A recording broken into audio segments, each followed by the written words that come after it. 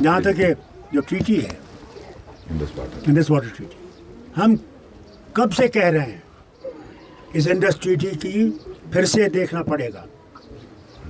हम खुद इससे मुसीबत में महरूम होते हैं। हमारे दरिया, हम ही महरूम, हम नहीं चाहते उनके पानी को बंद करेंगे। हम कहते हैं मगर हमारा भी तो हक है।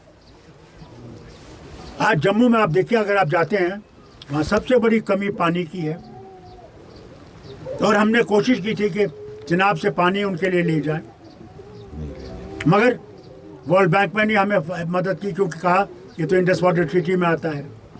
आज मौका है कि हम वहाँ से ये पानी जम्मू के लिए लाएं। हम भी तो हकदार हैं इस पानी के, वही सिर्फ नहीं है, हम हैं हकदार। हम कोई प्रोजेक्ट नहीं बना सकते, उनसे पूछना पड़ता है। आप बिजली से महरूम है या नहीं है, बताइए। बहुत कम बिजली आपके पास है, और इतने बड़े दरिया हैं जिस पे हम बिजली पैदा कर सकते हैं, हजारों मेगावाट हम पैदा कर सकते हैं। हम कभी महरूम नहीं रह सकते बिजली से, मगर नहीं बना सकते, वो नहीं देते इजाजत, मर हम जा रहे हैं।